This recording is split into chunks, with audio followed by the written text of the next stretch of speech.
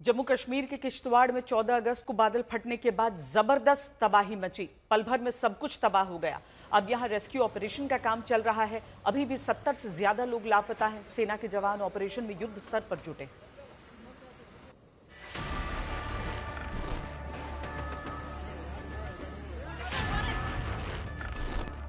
तस्वीरें दिल दहला देने वाली हैं, जहां आसमान से आई आफत ने सब कुछ पल भर में बदल दिया। आपने अपनी आंखों से देखा लोग बहते हुए, अपनी आंखों से हमने वो चलाया भी, लोगों भागो। ये किश्तवाड़ है जहां कुदरत ने ऐसा कहर बरपाया कि देखते ही देखते कभी गुलजार रहने वाला ये इलाका सन्नाटे में बदल गया।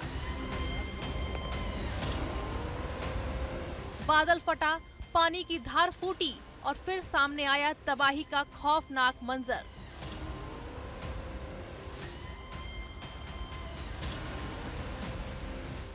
लेकिन इस बर्बादी के बीच भी उम्मीद की राह निकली और वो एक राह बनाई देश के जवानों ने। जब कुदरत ने रास्ता छीना तो देश के जवानों ने रास्ता बना दिया।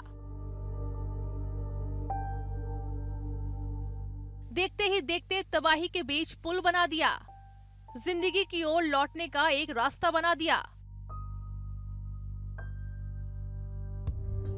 पहाड़ों की गोद में तेज बहती नदी के ऊपर पत्थरों को जोड़ा और ये पुल तैयार कर दिया।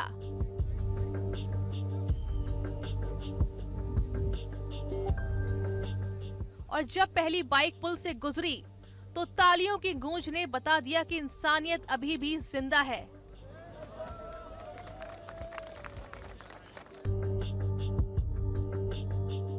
किश्तवाड़ में 14 अगस्त को बादल फटने के बाद रेस्क्यू ऑपरेशन लगातार जारी है। त्रासदी के बीच लोगों तक मदद पहुंचाने की कोशिशें लगातार जारी हैं। जिंदगियां बचाने की जद्दोजहद चल रही है। और यहाँ पर लगातार एनडीआरएफ और एसडीआरएफ और भारतीय सेना की तरफ से यहाँ पर राहत और बचाव कार्य चल रहा है। राहत और बचाव कार्य में जम्मू कश्मीर पुलिस भी शामिल है और यहाँ पर यही प्रयास किया जा रहा है कि जो लोग अभी भी लापता हैं उनका पता लगाया जा सके। आप देख सकते हैं कि वहाँ पर जेसीबी मशीन्स जो हैं मलबे को हटा रही हैं और अगर कोई शव वहां मिलता है तो उसको निकालने का प्रयास किया जा रहा है। और इस समय भी अगर हम देखें तो एसडीआरएफ और एनडीआरएफ की टीम्स जो हैं कार्यरत हैं। काफ़ी विषम परिस्थितियों में ये रेस्क्यू और रिलीफ ऑपरेशन यहां पर चल रहा है। किश्तवाड़ में हुई तबाही के 5 दिन बीत गए हैं, लेकिन अब भी यहाँ हर ओर बर्बादी के निशान दिखाई दे रहे हैं। अब कोशिश है कि किश्तवाड़ के चशौती गांव में राहत पहुंचाई जाए, लेकिन इलाका सुदूर है, लिहाजा राहत पहुंचाना भी आसान नहीं है। किश्तवाड़ से सुनील जी भट्ट के साथ आज तक ब्यूरो। एक ही जगह पर होने वाली तेज बरसात से न अलर्ट का वक्त मिलता है न बचाव का। अब सवाल है कि किश्तवाड़ जैसा फ्लैश फ्लड अलग अलग जगहों पर बार बार क्यों आ रहा है। फ्लैश फ्लड यानी अचानक आने वाली भीषण बाढ़ जो इतनी तेज होती है कि मिनटों में सब कुछ डूबने लगता है। ये सामान्य बाढ़ की तरह नहीं होती जहां धीरे धीरे पानी बढ़ता है। इसमें बारिश या बादल फटने के तुरंत बाद पानी छोटी नदियों, नालों, सड़कों, गली मोहल्लों में इस कदर भर जाता है कि भागने का वक्त तक नहीं मिलता और पीछे छूट जाती है तबाही की भयानक तस्वीरें।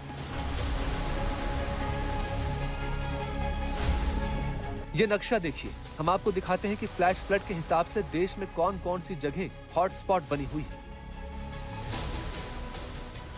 ये जो गुलाबी स्पेस आप देख रहे हैं, इनका मतलब ये है कि ये स्थान फ्लैश फ्लड के लिहाज से खतरनाक है। लेकिन ये जो हल्की नीली जगह आप देख रहे हैं, ये वो जगह है जो फ्लैश फ्लड के लिहाज से काफी संवेदनशील है और बहुत अधिक खतरनाक जोन में है। सवाल यह है कि फ्लैश फ्लड आने की घटनाएं तेजी से बढ़ी क्यों है? क्या कारण है कि तबाही वाले फ्लैश फ्लड बढ़ते जा रहे हैं? तो इसका जवाब है, इसके पीछे कई कारण हो सकते हैं। जलवायु परिवर्तन का असर। पृथ्वी का तापमान सिर्फ 1 डिग्री सेल्सियस बढ़ा है, लेकिन हवा में नमी 7% बढ़ चुकी है, जिसके कारण ज्यादा बारिश और अचानक बारिश की घटनाएं बढ़ी हैं। 1981 से 2020 के बीच सिर्फ प्री मॉनसून सीजन में भारी बारिश की घटनाएं दुगनी हो चुकी हैं।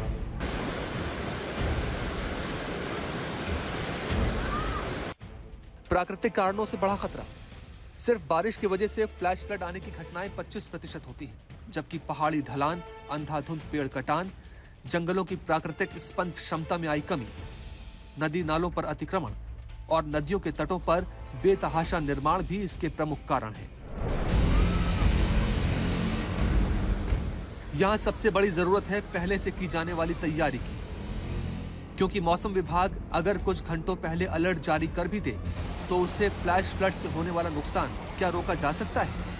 ऐसा हो ही नहीं सकता, क्योंकि पूरा इंफ्रास्ट्रक्चर उठाकर कहीं ले जाना संभव ही नहीं। तो क्या करना चाहिए ताकि जान माल का नुकसान कम किया जा सके? स्थानीय स्तर पर जल चेतावनी सिस्टम बनाया जाए। जिस इलाके में फ्लैश फ्लड आते हैं उसे आधिकारिक रूप से फ्लैश फ्लड जोन घोषित किया जाए।